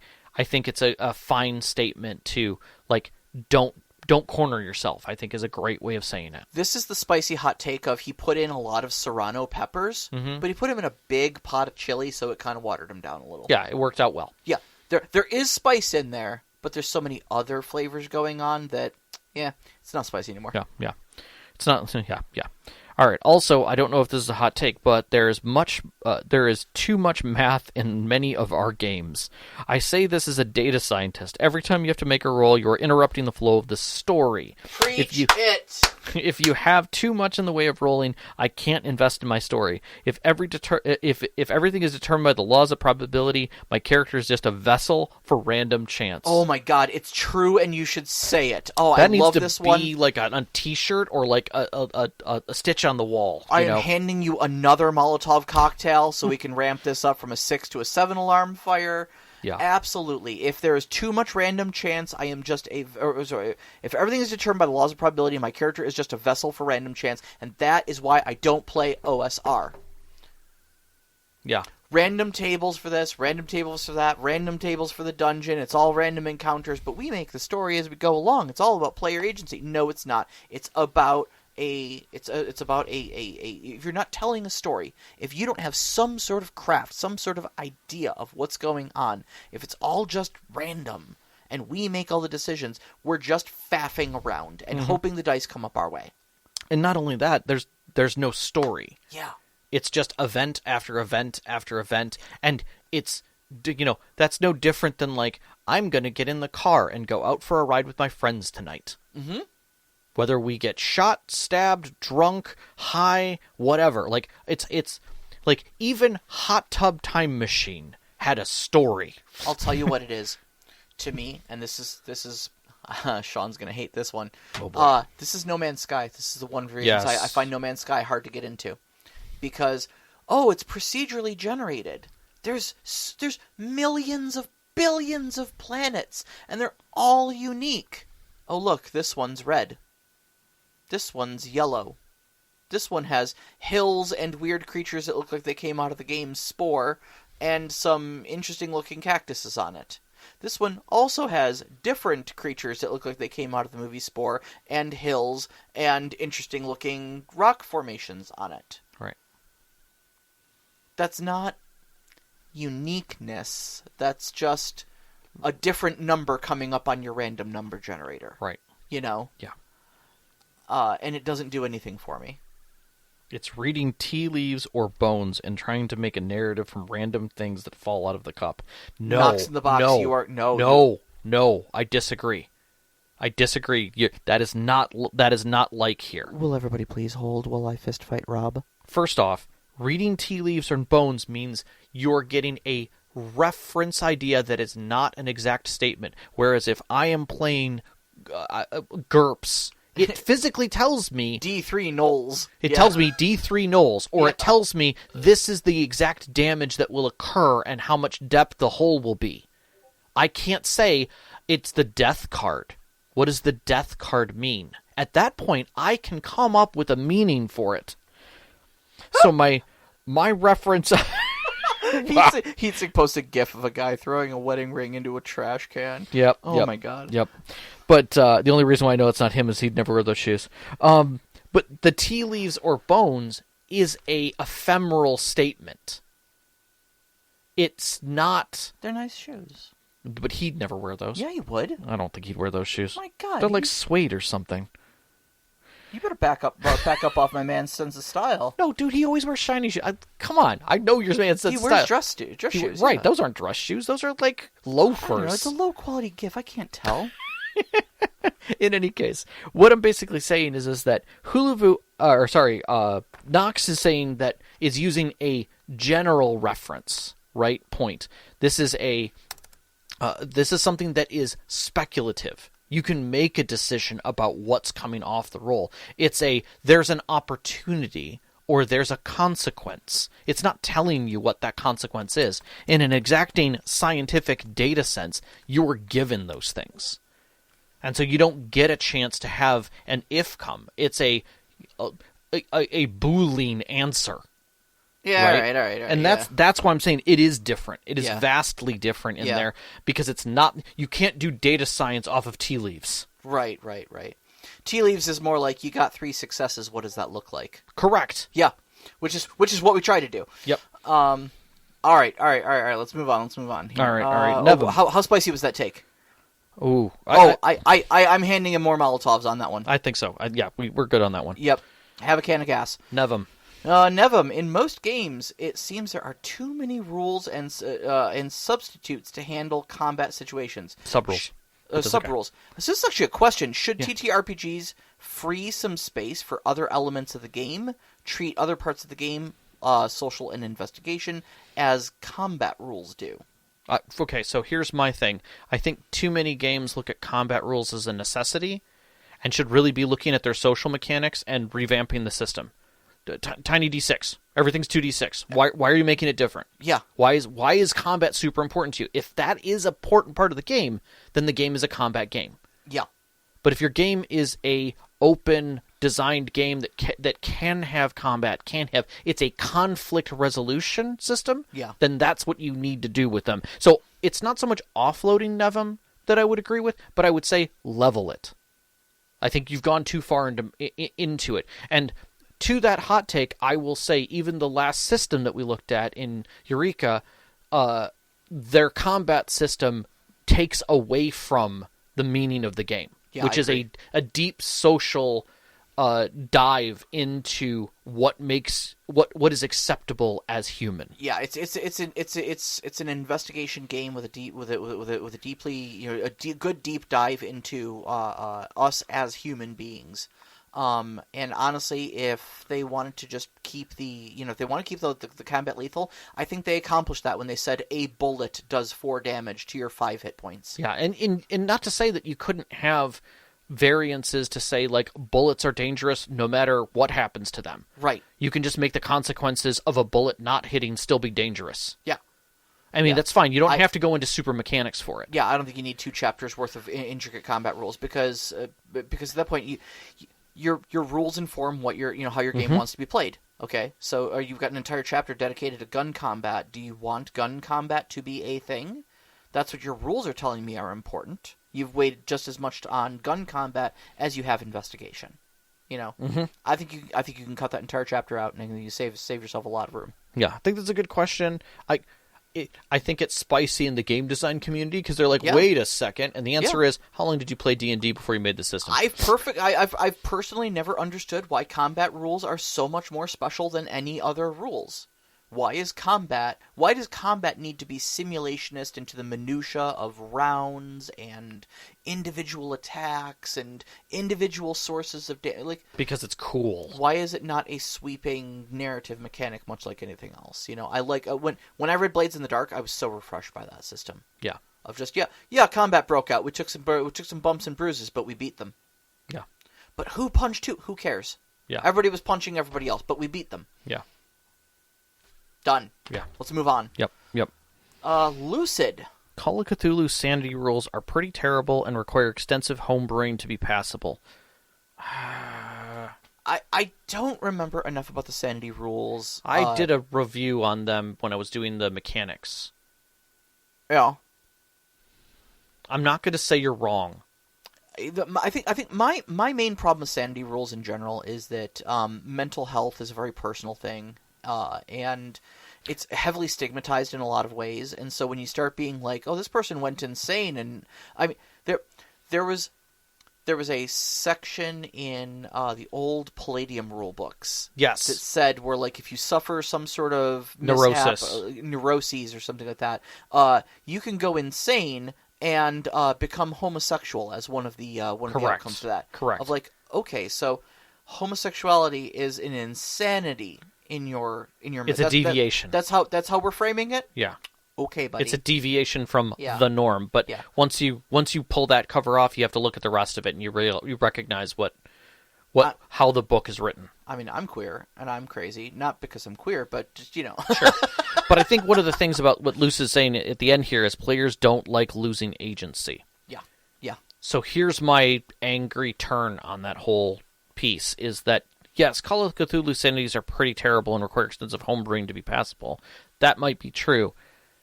But they're a guideline for the players because it is an important key to the Call of Cthulhu universe that they're trying to hold on to. I agree. Much as combat is dangerous, and therefore we're going to explain how dangerous it is, Call of Cthulhu is about not losing sanity as much as Vampire the Masquerade was supposed to be about not losing humanity. Exactly.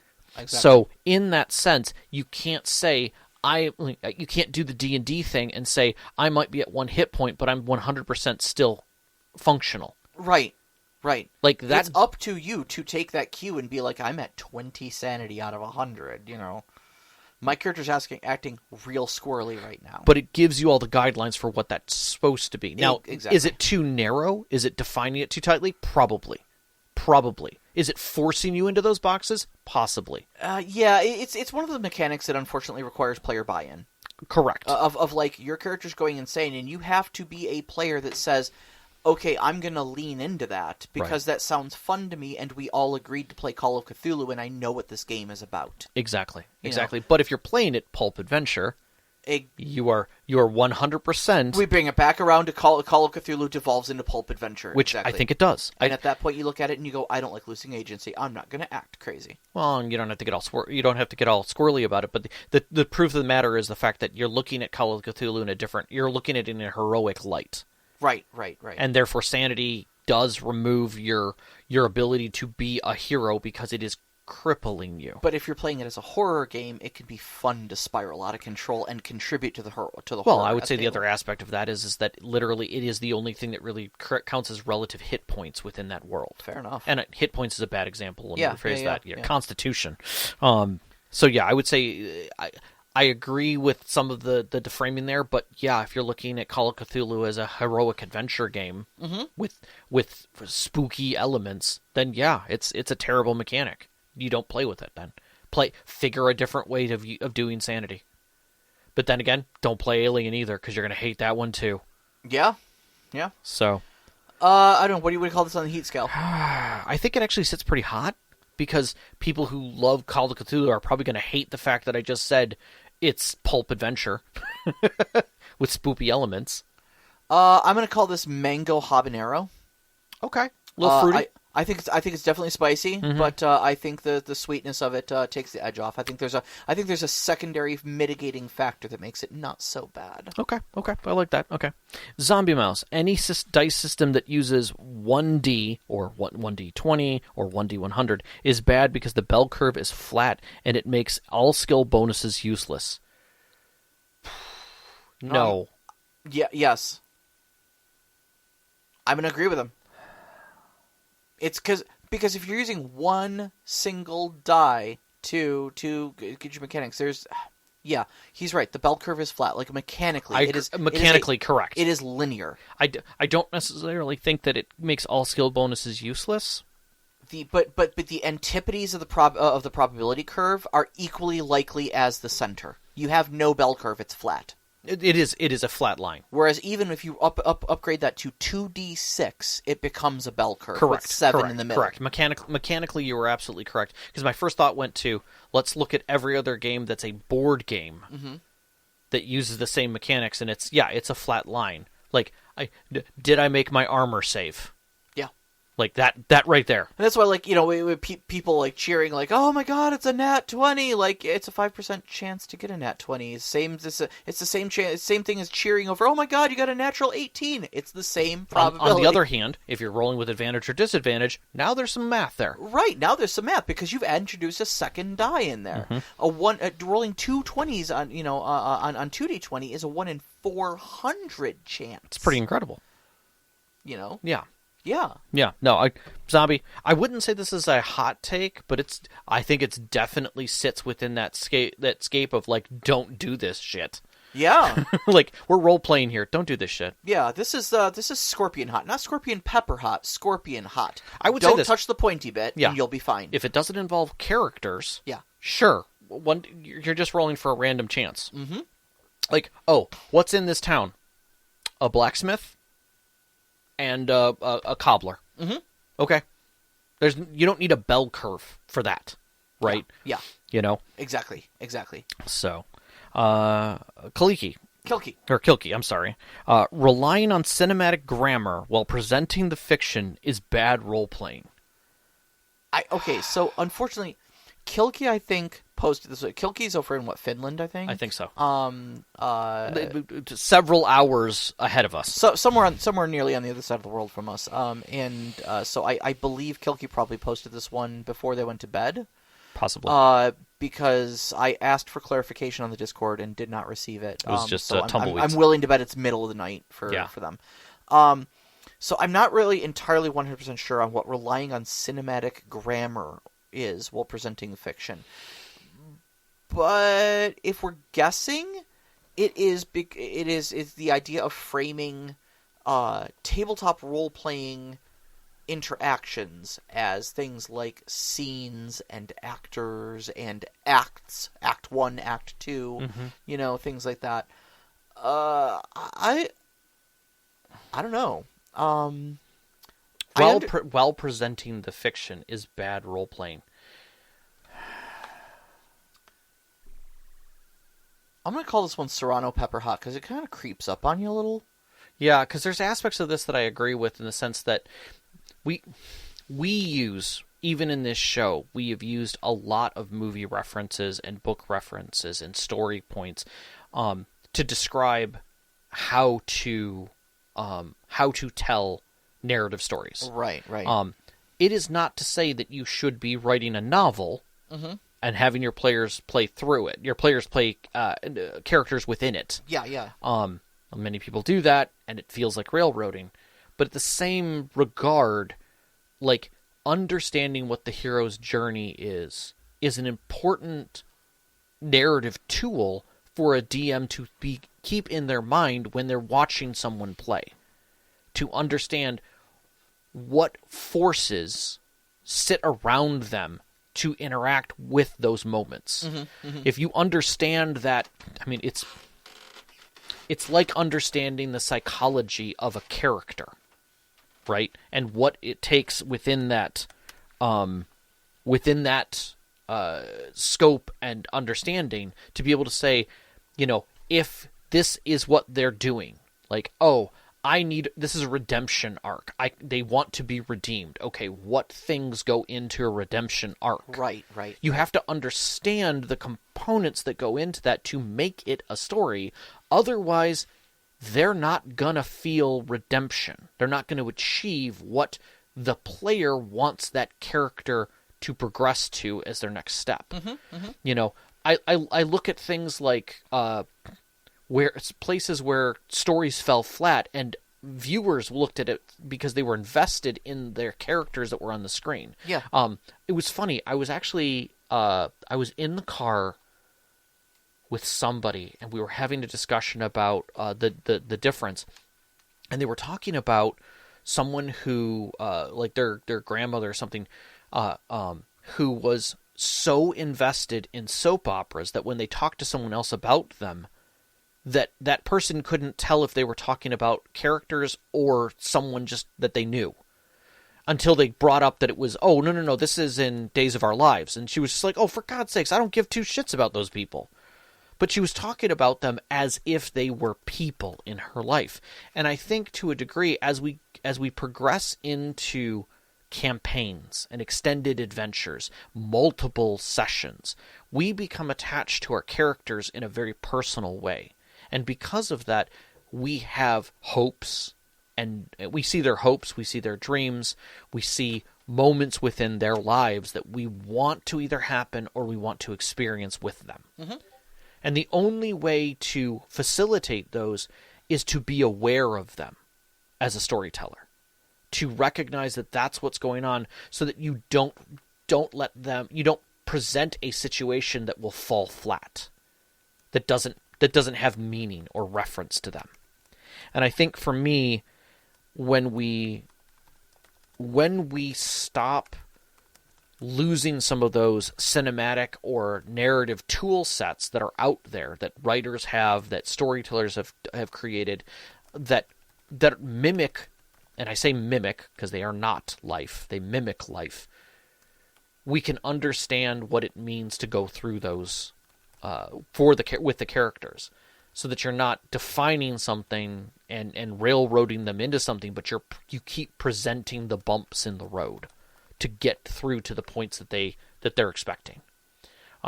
You did this with me in my character. You saw a situation where my character was had done something terrible, and yet was trying to be a very righteous person, and then heard all of the components that made up to it so that you could show it to him.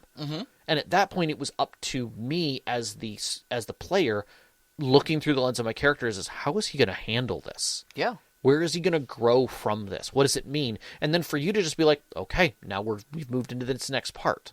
But without the narrative framing tools in your own mind of, okay, he needs to have a mirror. Yeah. And that's a tool. That's a narrative tool. Yep. Right? Yep. That's where that comes into. Just as much as anything that has to do with any of the other, like, romance, tragedy, redemption, fear, all of those things have tool sets that go along with them. And so I think cinematic grammar comes into that when you're presenting the fiction. And I don't consider it bad role-playing. But I could see, from a player's perspective, using some of those tools as a player, where things could feel very, I don't know, not role-playing anymore. Like, I'm just acting. Yeah. So I would say, Kilky, come back with this. If you get a chance to answer this one, I would be interested in even talking about this next week if we're off base on what we're discussing. Yeah. And we probably are. But I still think it spiced us up a little bit of like, what are you really trying to say here? Yeah. What is this moment? Like, is there something here? Is this cinnamon? Or is this nutmeg? Like, what is in this? What is this spice? Yeah, I think. I mean, I'm gonna call this one wasabi hot. Okay. I'm gonna call it wasabi hot because when you said it was using this in when presenting the fiction is bad role playing. Yeah. I mean, that's exactly what we're looking for in a hot take. It's a good hot take. It's exactly what we were looking for. Is something to slap us and make us want to fight over it. Yeah. So I think this one bit me. I think it ran roughshod through my sinuses, made me clench my fist and punch a pillow until it went away, and then it was gone, and I felt refreshed. Mm-hmm.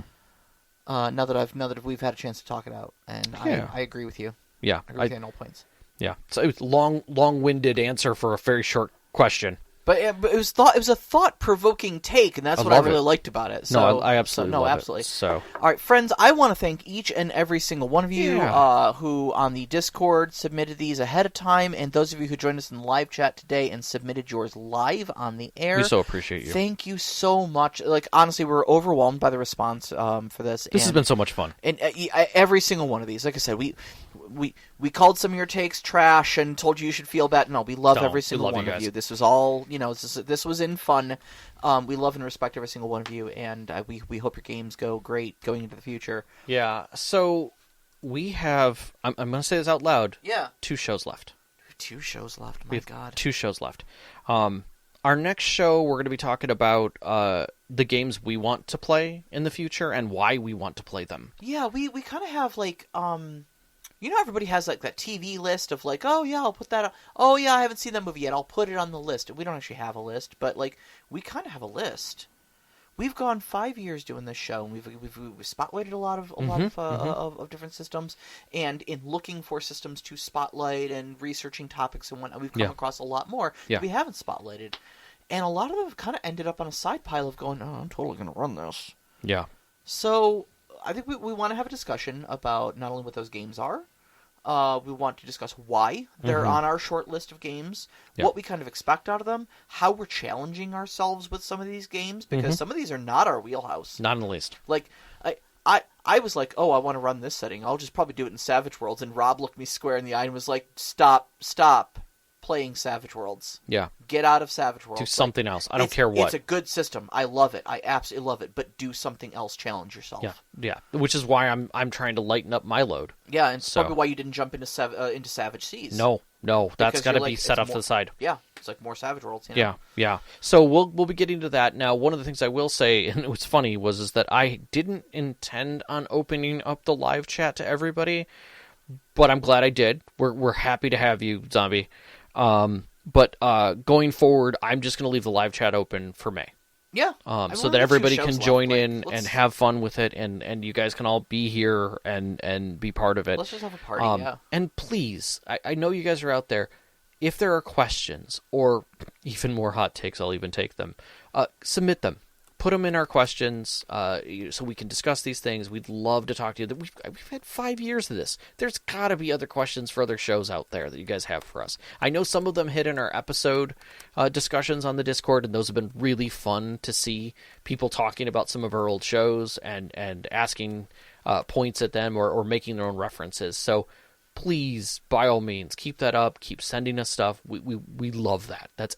This was so much fun to hear from all of you, and it really humbled us a little bit too. It really was that you guys came through and presented us with some amazing stuff. Absolutely blown away. But we'll be happy to talk about anything if you guys have stuff from our old shows or anything like that. And honestly, if you've got some turnarounds on some of these hot takes, we'll take those as well. Yeah, man, parry and riposte. Let's go. Yeah. Just do us a favor though. Take it to the if you're on the Discord, take it to the questions discussion. Yes. For any of the reposts. We do try to keep the show questions for specifically show questions. If discussion starts breaking out there, it just makes it harder for us to find questions that have been posted by people that they want answered on the air. So if you've got more spicy hot takes or anything like that, just take it to the questions discussion part on the Discord, and we'll be happy to spar with you there. So Zombie Mouse, sorry for you coming late to the game. Yeah, we decided back in December, for some of you that are just now probably listening to us, because we have a bunch of people who just joined us. Like I saw some new people signing up on YouTube for our channel. Mm-hmm. We decided back in December that we were going to end on our 5th anniversary, which is in 2 shows. Mm-hmm. And we would stop live recording. Now, we're not getting rid of the Discord. We're not going to get rid of the shows. Aren't going to disappear. They're going to still be there. We'll still be around. Yeah. And in all honesty, Sarah and I might do a recording here or there and publish it. Mm-hmm. Like, we don't know where things are going to go, but we're going to stop the every Wednesday thing right off the bat. We need a break. Yeah, we've literally never missed a Wednesday except for one, I think. And that was like very recent, where you were laid out with COVID or something like that. Yeah, we missed one single episode. Yep. We had a few that were a little weird, but no, we've hit every episode, which is kind of a testament for every Wednesday. Yeah. And we'll talk more about that on in our last show. But I'm sorry that you're. But we've got a lot of episodes to go back through, so please you've enjoy. got hella backlog, dude. So yeah.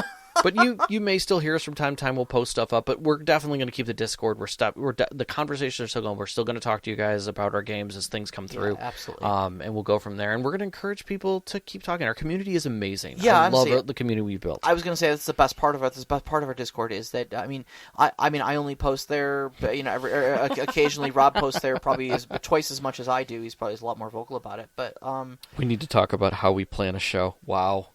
How we plan a show? Oh Jesus. Yeah, well, we'll get into that one later. We were running we're an hour and 45-minute long show tonight. So fuck it, we had really great stuff tonight. The material was fantastic. We did. But let's not get bogged down. See here, hot take. Straight Talk Conclave is the best podcast of all time. Thank you so much, Lulu. We appreciate you guys. It's banana pepper hot. All right. Let me get this rolling for our outro. Alrighty, you can find us on Twitter at @ST_Conclave, on Instagram at @ST_Conclave. Listen to us live every Wednesday night at 7 p.m. Eastern Time on mixlr.com/storyteller-conclave. And join us up on our Discord. Give us your spicy hot takes so we can fist fight you on the air. Yes. You can find that link on our Twitter as well as our website, storytellerconclave.com. We'd like to thank our Patreon members, especially our name members who help us out every single month. Knox in the Box, Subjet, The Arcane Asylum, Hulu, Sam, Sean, and Sparkle Motion. We appreciate all your support. Our pre-show music is by Arcane Anthems. You can find them on Instagram or Patreon or YouTube Music or any number of other places now as Arcane Anthems. Our intro music is Beyond the Warriors by Geefrog. You can find that at geefrog.bandcamp.com or on YouTube Music. And our outro music, which you're hearing right now, is Only Our Footprints in the Sand by Midair Machine. You can find them at freemusicarchive.org. And a big shout out to our families, Vicky and Sean. Thank you so much for loving and supporting us. All of our friends who sat beside our tables give you these great stories to share with you over the years. And you, every single one of you, our listeners. We love you so much. Love you guys. Good night. Good night.